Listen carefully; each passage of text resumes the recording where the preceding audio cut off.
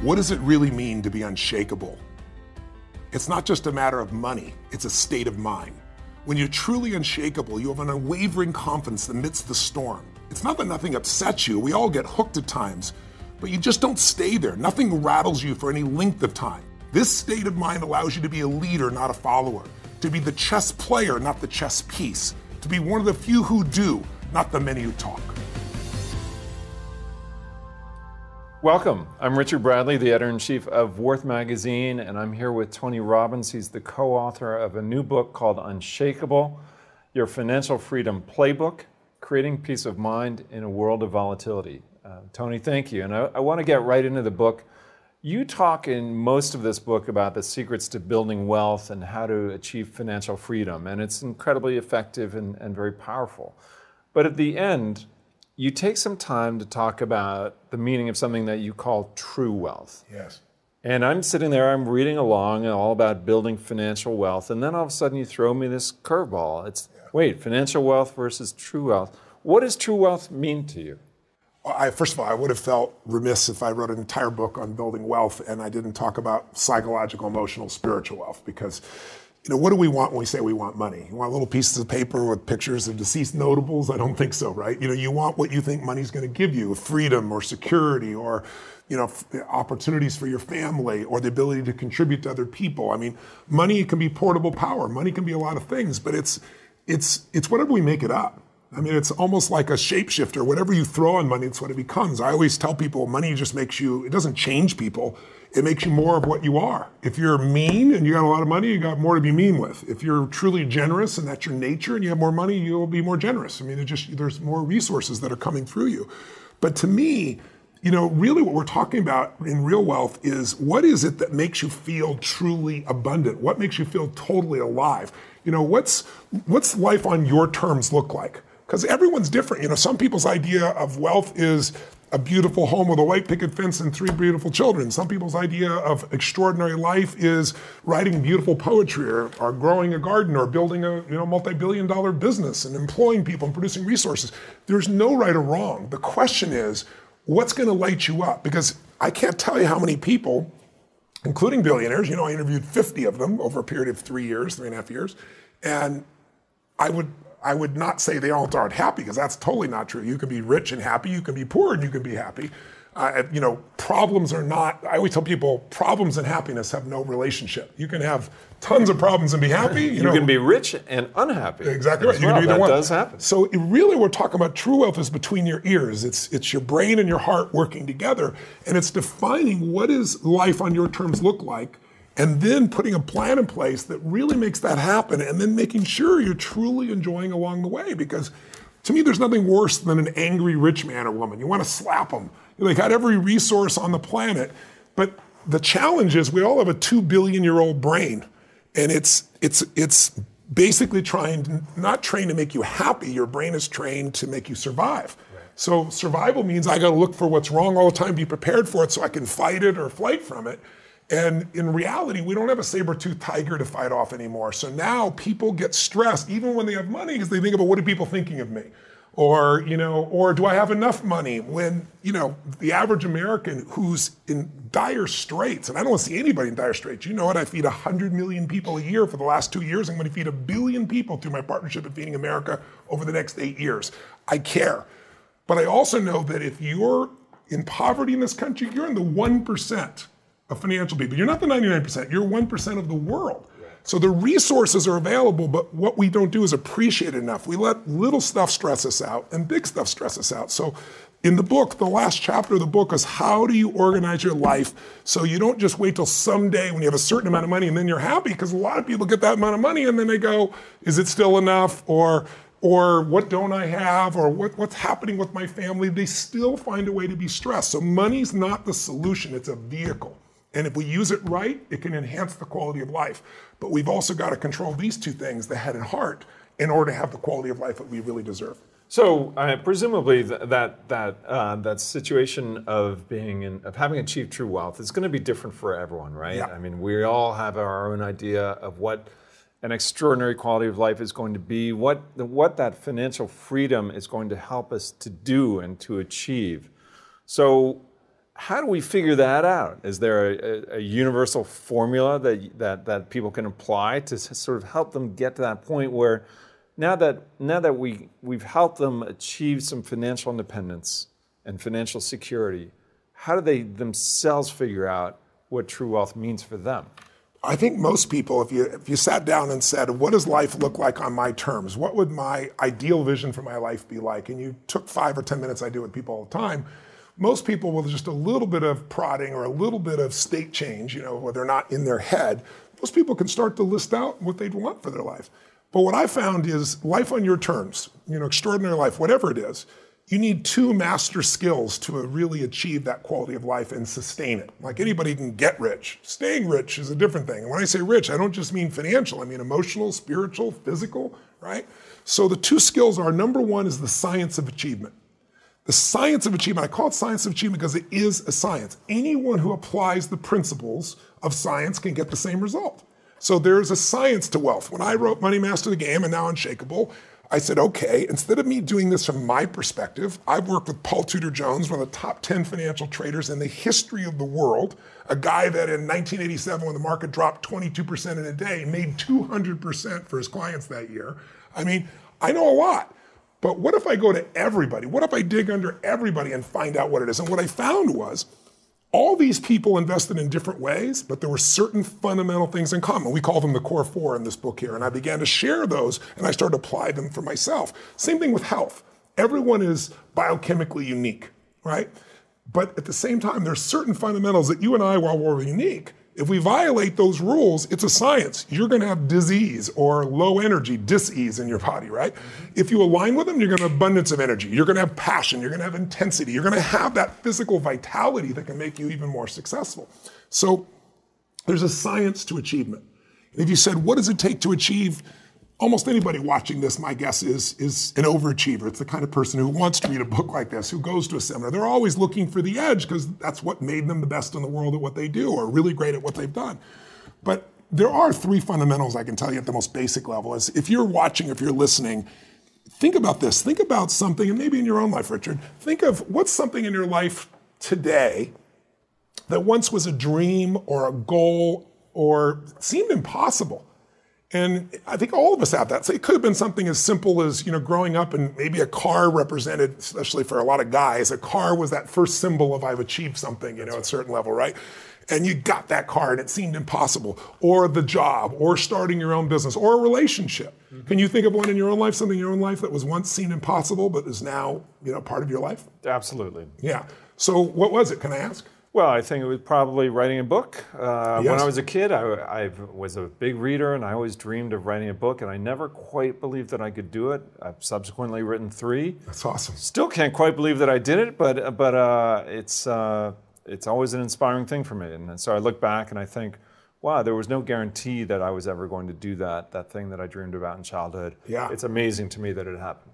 Well, I love that. It's a perfect example because what seemed difficult or impossible or seemed beyond, you now live. Some people now even take those things for granted. They've dreamed of having a date with this person or making love with this person. Now they're married. Good morning, good morning. There's nothing there. The law of familiarity is the thing we also have to watch out for if we want to be fulfilled, because the law of familiarity says if you're around anything enough, you tend to take it just a little bit for granted. You got that brand new car. It was so exciting. That new car smell, you drove by the plate glass windows in the bank and saw yourself there. And then you get your first scratch and your brain goes, oh my God, I can't believe this. And you're so upset, but you have to get over it. So you try to forget about it. And it's so painful. And then you get your second scratch. By the time you get your 4th scratch, it's a car. No, that's right. It's changed. So familiarity gets in the way of it, but what I say to people is the way you achieve, and tell me if this was true for you, I always tell people if you look at the most basic key to achievement, it's that you become obsessed about something. You start to think about it constantly, you start to desire it. In other words, you focus on it. Focus is power. Wherever focus goes, energy flows. And so most people are focused on what they don't want instead of what they do want, so they experience more of that. So if you get obsessed about something, you can't stop thinking about it. Your brain kicks into gear to try to figure out how to do that, even if you don't have a plan. I've talked to so many people and said, what's something you couldn't get out of your head? You wanted it so bad, it seemed impossible, and yet somehow it came together. The reason is there's a part of our brain, it's called the RAS, Reticular Activating System, big words, called RAS for short. It's the part of your brain that notices things. That there's millions of things going on around you, millions. There's pulsation in your ear, you don't think about it to mention the skin touching your clothing, the people walking by. But the RAS only makes you look at the things that really matter most. So an example would be, if you buy a car or you buy an outfit, and suddenly you see that car outfit everywhere. Those cars and outfits were always all around you. But now your RAS says, I own one of this, it's important, so you see it everywhere. Well, the same thing's true when you say, I want this, I desire this. Your brain can start to create a plan. That's step one. Step two is really fundamental. Sometimes you get by without it, but usually it takes massive action. If you dream about it, you put your focus in it, you want it, all of a sudden your brain goes crazy, you start reading a book, you talk to people, you ask resources, you go on the web, you do the research. And if you take massive action strongly enough and you keep changing your approach when it doesn't work, if you flex your approach, you'll find what's effective. So step one is obsess, get totally focused, unleash your desire, that gives the energy. Step two is not waiting. It's massive action, keep changing your approach until you find effective execution. If you're running east looking for a sunset, I don't care how positive you are, you're not gonna see the sunset. It's the wrong strategy, right? It's just not gonna happen. So you gotta have a proven strategy, and you can get there faster, same way I've done it with these books, is saying, I could go this, or I could spend 4 years, interview 50 of the smartest people in the world, all billionaires that started with nothing, and find out what they did, and compress decades into days. That's really the purpose of everything that I do. So when you have that plan and you keep changing your approach, I always tell people, how long would you give your average kid to learn how to walk? Before you turned to the kid and said, dude, it's never gonna happen, you're not a walker, just give it up. Right? People go, are you crazy? My kid's gonna keep trying until. Well, that's really step two. You keep changing your approach until you find it. And then the third step to achievement really is, as simple as it may sound, if you're obsessed, you know what you want, you're taking massive action, maybe you modeled somebody, figure out the right action so you get there quicker, and you're executing, you still need a little grace. Some people call it luck, you could call it God, but I really believe that there's the part we do and then there's the part that comes to us. But I do know grace shows up a lot more when you do the first two steps on your own, and grace shows up a lot more when you acknowledge grace in your life, when you acknowledge that I was born in a world where I didn't have to build this internet that I can pull out of my pocket the answer to anything on earth. I'm driving on streets I didn't pave. I'm reading books I didn't have to write. That's the gift of our lives. And I think when we experience that grace, we don't just experience more achievement, but we start to experience more fulfillment. And grace not only affects your ability to get there, but it affects what you do and how you live once you are there. It really determines the quality of your life, because unless you live in a state of gratitude, I did an interview with Sir John Templeton, who, as you know, is one of the first billionaire investors and just a brilliant man. He came from nothing. And he donated, I think it was $750, they still do it, the Templeton Fund, I think it's $750 million a year. It's bigger than the Nobel Fund that he donates. And one day I asked him, I said, what is the secret to wealth? And he looked at me, paused, this big smile, and his eyes got really bright, like they always did. And he said, Tony, it's what you teach. I said, well, I teach a lot of things, which thing? And he said, gratitude. He said, because you and I, Tony, know billionaires that are miserable, and it's because they're not grateful for what they have. And we both know people have no money, seemingly, but they're so grateful for their health, for their husband, for their wife, for their children. They're so grateful to God, they're so grateful for their life that they're rich. So I think it starts with that gratitude. It starts with that connection to grace, as simplistic as that sounds. And so it's not enough just to have your financial plan. You can have all the money and be miserable. Let's have the money and be really rich emotionally, psychologically, and spiritually. Well, and it's hard to imagine somebody becoming financially rich, becoming even, say, a billionaire, but if they lack that element of grace, it's hard to imagine them actually being happy. Well, you bring up what I think is the second most important skill in life, right? To have extraordinary life on your terms, science of achievement. Second skill, the art of fulfillment. And it's art, not science. And the reason I call that art, not science, is there are specific rules of the game to make money or lose money. There's rules of the game to get healthy, right? When it comes to fulfillment, we're all totally unique human beings. And a story I often share with people, because it was so stunning to me personally, a great example of this is, like, you look in the environment, you look in the forest, you'll see what God or the universe loves, whatever your belief structure is. It's diversity. Everything's diverse. Nothing's the same, right? The same thing's true with people. You, and even your wife or your son or your daughter or your best friend, even though you love each other, different things are going to fulfill you. And if you don't know what fulfills you and you're succeeding, I always tell people success without fulfillment is the ultimate failure. Mm-hmm. And I get the calls so often from, the CEO, from the, the Grammy winner or the Oscar winner who achieved all they want, and then their brain went, is this all there is? Because they achieved, but they weren't fulfilled. But different things fulfill us. I'll tell you a fun example. Steve Wynn's a dear friend of mine who built most of Las Vegas, right? Just absolute genius and a big part of Macau, gambling business. He's just an amazing human being. And we're dear friends. And one day I get a phone call and he says, it's my birthday, where are you? And I said, I'm in Sun Valley, Steve, and Sun Valley, Idaho. And we both have ski homes there. And he says, I'm in Sun Valley. He said, come on over, let's celebrate. I said, awesome, I'm on my way. He goes, listen, when you come, I want to show you this painting that I've got. He said, Tony, this painting I have coveted for more than a decade. I forget the number of years, but he said, I bought it from myself for my birthday. And he said, I outbid everybody at Sotheby's. I paid $86 million for this painting. And I'm like, oh my God. The minute he said this, my brain's like picturing, what is this Renaissance painting on, the Mona Lisa? What is this, right? Some religious artifact. I don't know what it's gonna be, but it's gonna be gorgeous. So I said, I'm coming over. So I come over to the house and he says, take a look. And I look on the wall and it's an orange square. Now this orange square, I don't know if you've ever done this before. You go to like an art show or something and you go, it's a blue square, and you go like, how much is that? They go, $10 million. It's $86 million. And so I look to him teasingly and facetiously and I say, you know what? Give me $100 and 20 minutes. I can duplicate this thing. And it's called a Rothko. He goes, no, Tony, this is a Rothko. And he explains to me. And the reason I tease him about it is, to me, it's an orange square. To him, it's worth $86 million of fulfillment. It makes him happy. He's so sophisticated that every brushstroke has a meaning to him. For me, it's a square. So I'm not making fun of him, I'm making fun of me.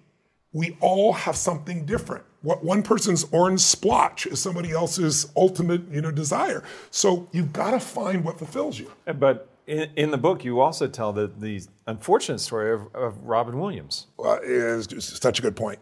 I was trying to think what would be a cautionary tale that people could relate to. So over the last year, I've been speaking everywhere in the world. I've been, in Australia, Sydney, Australia. I've been in Beijing. I've been in Tokyo. I've been in LA. I've been all over the world, Peru. And all the places I go on, I ask people a simple question. I say, how many of you in this room loved Robin Williams? I don't say liked him. I say, if you liked him, don't raise your hand. But if you really love this guy, you didn't know him, right? 98% of the room raises their hand. I mean, all over the world. He's a beloved guy. Totally beloved guy. Tens of thousands of people everywhere, right? So I say, okay, here's my question. Was he an overachiever? Was he a master of the science of achievement? And most people nod their head and say, well, let's look at it. Everyone goes to Hollywood thinking they're going to be a star. Almost nobody does. Mm-hmm. He decided he was going to be a TV star. He was going to have his own show. He did it. Then he decided, I'm going to have the #1 show. He did it. And some people are old enough to remember the name Mork and Mindy. That was it, right? Then he said, you know what? I want to have the most magnificent family I love and loves me. And he did it. Then he said, I want to make more money than I could spend. And he did it. Then he said, I want to make movies. TV's easy. I want to make movies. Then he said, I want to win an Academy Award, but Richard, for not being funny, which is his #1 skill. And he did it. He won a dramatic, Academy Award. And then he hung himself. I mean, how do you explain that? I mean, here's a man who's loved by tens of millions of people all over the earth. I mean, really loved them. He lit everybody up except himself. And he left so many people shocked, and worse than that, his children and his wife, you can only imagine what they've been through. And he was a good man, a really good man. But he suffered for decades because he succeeded. But clearly the suffering was there. The suffering was why he did cocaine. It's why he drank alcohol to extreme. It's why he did the things he did. And then in the end, he had a disease, but his body was worn out. So I look at this and I say, look, I know you're not watching, you're not going to go commit suicide, but most of us live a life where we succeed, but we're not totally fulfilled. And to me, that's a travesty. And maybe the beauty of what we can learn from Robin Williams is, when you get on an airplane, one of the first things they do is they say to you, if there's a lack of oxygen and the mask comes down, put it on your kid first. No, they say put it on yourself first. Sounds so selfish. But the reason is if you don't take care of you, you can't help your kid. Well, the same thing's true. If you can't be fulfilled,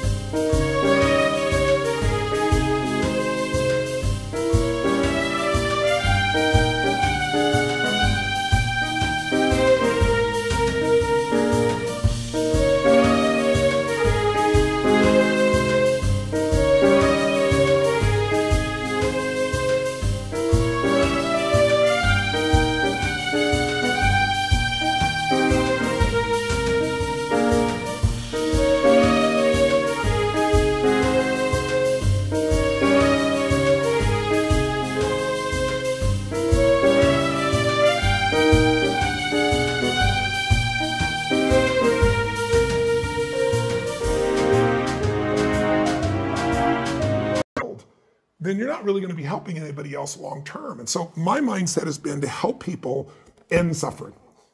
So, Tony, you asked me a question about my life. Let me turn the tables and put something back on you. You say in this chapter that you see so many people, maybe not to the extreme of Robin Williams, but still, who are missing out on so much of the joy and the fulfillment that they deserve to experience. But nobody teaches us how to be happy. I mean, you try, but what's your method? How do you do it? I think it's really simple, truthfully. To be fulfilled, there aren't hard, fast rules, right? Because we're all fulfilled by different things. But there's a couple of principles that will guide you. The first one is you got to grow. I don't care how much money you have. I don't care how many millions of people love you. I don't care how great your children are. We grow or we die. It's the nature of a human being. In fact, the purpose of a goal is not to get the goal. People get the goal, like I said, and go, is this all there is? The purpose of a goal is to become more. Because what we get, as much as we get, it's never going to make us happy. Those are tools that we can use to help people, help ourselves, help our family. But what makes us happy is who we become. And so, if you grow, I always tell people, if you want to know what it takes to be happy, it's one word: progress. If you're overweight, but you just start making progress, you haven't lost it all yet, but you lose the 5 or 10, you start feeling more, you're going to be on fire. If your finances are messed up and you pick up a book or you get a coach or you get somebody and you start working towards it, even though you're not there, you see progress, you're lit up. That's because we're wired to grow, because everything in the universe grows or dies. That's not Tony Robbins' law, that's the law of the universe. But also, I really in my soul believe we grow so we have something to give. Because when you look at what makes us really happy, you can only feel so good by yourself with alcohol or drugs or sex or whatever. Music, all those are beautiful, wonderful things. But most of us, when we have a great experience that lights us up, what's the first thing we want to do? Share with somebody we love. Why? Because when you share it, it magnifies. Relationships magnify human emotions. And so for me, the real focus is showing people how to really get so that they grow and they give, they contribute beyond themselves. I'm more on fire. I wrote this whole book, and I wrote Money Master. I've spent the last, 5-6 years giving away $10 billion. I didn't make a penny from any of this, but I've been more excited about feeding 1 billion people than any freaking house or car or plane or anything else that's there, because there's just so much more meaning when it's not about just you, when your life is about something larger. But here's the challenge. I said earlier, we have this 2 million-year-old brain, right? And it's looking for what's wrong to help you survive. Right? It's always looking what's wrong. It's not going to make you happy. So for years, I've taught people how to go into a peak state, athletes, business people, presidents of countries. Because when you're in a peak state, think of it as like a high energy state where you feel extraordinary, where you're really the master of your world. When you're in that state, producing results is easy and you have tremendous energy. If you're in a low energy state and you love somebody, let's say in an intimate relationship, two people can totally love each other, but if they're frustrated, they're overwhelmed, they're stressed out, they're worried, they're in a lower energy state, then what happens in that low energy state is you'll say things and do things that'll hurt this relationship without even meaning to. Good people will say the wrong things when they're pissed off and frustrated, and you can't take it back. So I've always taught people, live in a peak state. Train yourself to be energy rich, not energy poor. Poor financially you can solve. Poor energy, you have nothing, right? And then I was in India a couple of years ago with a friend of mine. His name was Christian G. Known him for years. And he said, Tony, the whole thing you teach about peak state and energy rich versus energy poor, he goes, I believe it 100%. But he goes, I have a little twist on it language-wise. And it really pierced me when he shared it with me. He said, what if peak states versus lousy states, or energy rich versus energy poor states, what if we switch those two words for beautiful state, peak state, anything that's beautiful? It could be happiness, it could be joy, it could be creativity, it could be fun, it could be being driven, it could be hungry, like emotionally hungry, it could be grateful.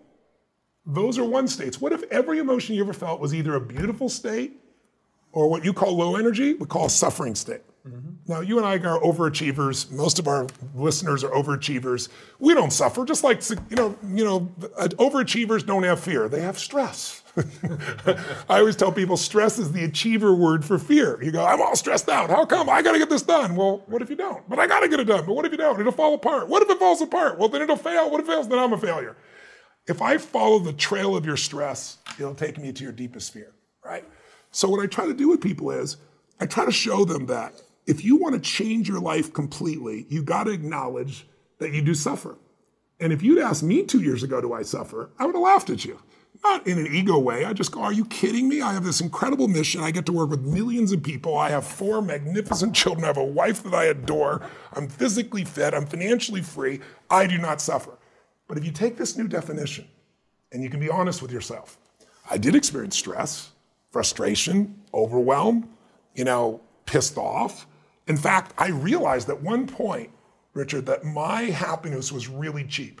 All I had to do, I was reaching for it in my pocket here, it's missing. All I had to do was have my phone because, I have 31 companies. We do $5 billion in sales annually. We're in 7 radically different industries all around the world, 1,200 employees. What's the chances that right now someone is screwing up in one of those companies, i.e. not doing what I think should be done? Reasonably high. Yeah, like 100%. Yeah. And if I get a little text in there, sometime in that day it's going to be there, I'll be like, ah! And all of a sudden my happiness will be gone just because somebody didn't do what I thought they should do out of 1,200 people around the world. So, and we all do this. What are the chances that everyone you care about and everyone you interact with is going to do what you want, the way you think they should do it, the right way all the time? 0. So if the only time we're happy is when people do what we think they should do, or we do ourselves what we're supposed to do, we're not going to be happy very much. I love the way you put it. If I follow the trail of your stress, it will take me to your deepest fear. That's right, because so much of us think about, we live with stress. Sometimes we're proud of stress. Yeah, you're right. We take it for granted.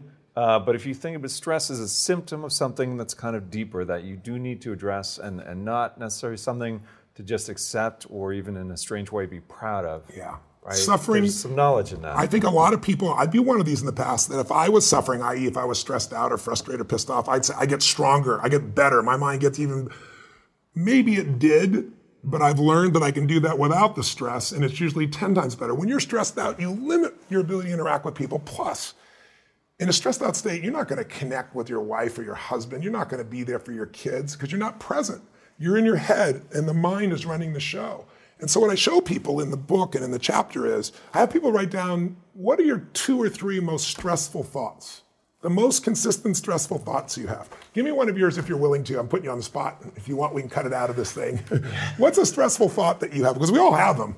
Right? Well, I suppose, let me think about that, because we all have them. I certainly have them. My most stressful thoughts? Or one of them.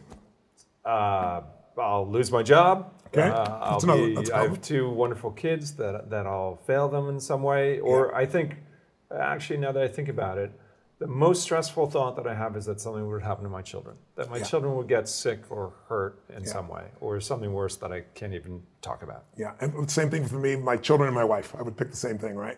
And so, first of all, when I do this in a room with 10,000 people, I'll have everybody write down their 2 or 3 most stressful thoughts, and then we go around the room, and I have people just read their thoughts and tell us what it is. And I'll say, who else has that thought? And you'll see 9,000 hands out of 10,000, sometimes more, raising their hand for like 90% of these. And my point is, what you call your thoughts are not your thoughts. They've been around for millions of years. If I would have told you 100 years ago, we're going to go to the moon and back, you would have called me crazy. The term was lunatic. That's where it comes from. Or you're going to have this little box in the future, and you pull it out of your pocket, and you can push a couple buttons, and you could see somebody on the other side of the world and talk to them. Because invisible waves are going to be circling the earth, and those waves will come into the box, and you can then interact. Witchcraft, it's insane. Thoughts are invisible waves. They've been around forever. And when you get in certain states, you think one thought. When you get in other states, you think another thought. It's like turning the channel. Right. And so what I really show people in the book how to do is how to turn the channel so that you're not suffering and you're living in a beautiful state. But what does it take? Let's just quickly say it. Number 1, it takes acknowledging what's your favorite flavor of suffering. Is it worry? Is it stress? Is it anger? Is it loneliness? Is it boredom? Is it overwhelm? And then noticing what are the thoughts that trigger that and realizing it doesn't matter how much money you have, those thoughts can still make a billionaire crazy and frustrated and overwhelmed. And so what I show people to do is a process of how to let go of those thoughts. And we walk through that in the book in detail. But fundamentally, it starts with making the most important decision of your life, which is, if I would ask me up until 2 years ago, I would say it's who you spend time with, who you love. Because who you spend time with is who you become. Mm-hmm. I think it's still one of the most important decisions in life. But you can pick the right person and still do things in your head and make yourself miserable. So you really have to decide. The most important decision is, do I want to be happy? Will I commit to being happy? More importantly than happy. Sometimes you can be so happy you smile so much your face hurts, right? You need variety. Am I committed to living in a beautiful state even when it doesn't go my way, even when it rains on my parade, even when my biggest fear shows up. Because I can't control whether your husband or wife will live or die or get sick or leave you or get a divorce. I don't want any of that to happen to any human being. I hate suffering. I do anything I can to help people not suffer. But I can't control that. You can. There are people who have lost their arms, they've lost their sight. There have been people that have been through the most horrific experiences in life, and they found a way to still be happy because they've made the decision that life is too short to suffer. I've interviewed dozens and hundreds over the years, but dozens that have impacted my soul, that made me realize I can change this. I've just gotten used to it. I bought into the theory that this survival software that's constantly running and making you suffer, that's normal. No, that's what the mind will do. And mind has been around forever. What I'm gonna do is something different. And the way I get out of suffering, I give myself a 90-second rule. It's really simple. I say, look, if I feel myself starting to feel that stress, feeling that pissed offness or upsetness or concern or worry about my kid, whatever, I realize that's not gonna make it better. Life's too short to suffer. And then I just kind of breathe slowly, slow everything down, and I just watch the thought go by and go, look at that crazy thought. Because everybody's had crazy thoughts. Everybody's had the thought, I'm gonna kill that son of a bitch, right? And then you don't kill them because you don't believe that thought. It's the thoughts that are stressful that you believe that mess you up. When you question them, you break the pattern. And then the last thing besides the 90 seconds, and by the way, Richard, be honest, in the beginning, it should have been like 4-hour rule, maybe a 4-day rule. I was not very good. A waiting period. Yes, but what's nice is the more I've done it's like a muscle. The more I've trained myself to do it, I can authentically tell you now, it takes a lot for something to take more than 90 seconds for me now. And the level of joy surpasses all the money you could ever have in a million years. And then the money, it's easier to even make money because you're not attached. You don't have the fears. You don't have the scarcity that people have because you feel so rich already right now. I always tell people, don't wait to be rich. What is that richness? It's abundance, it's joy, it's happiness, it's contribution. It's getting out of yourself. Because as long as we're thinking about, oh my God, I lost something, or you did something, now I have less love, less respect, less money.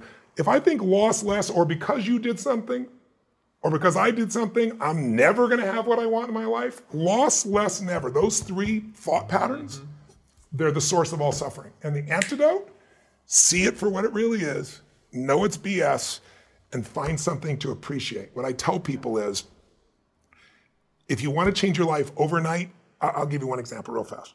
I'm privileged enough to have my own private jet, and it's a Global Express, so I can go to China nonstop. It's an unbelievable gift. It's having your office in the sky. I'm so grateful to God for it and all my partners and team members that I can have this privilege.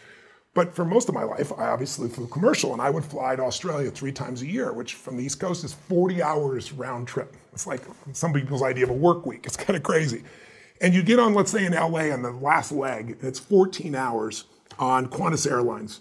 And I remember getting on there and I'd get so stressed because I'm like, I'm out of touch with all 31 companies, all my employees. I gotta be here for 14 hours, and when I land, it's all gonna build up. The emails, the texts, the Slacks, all that stuff, right? And then one day I thought to myself, well, what's stressful about sitting? I mean, what a whiner you are, right, in your head.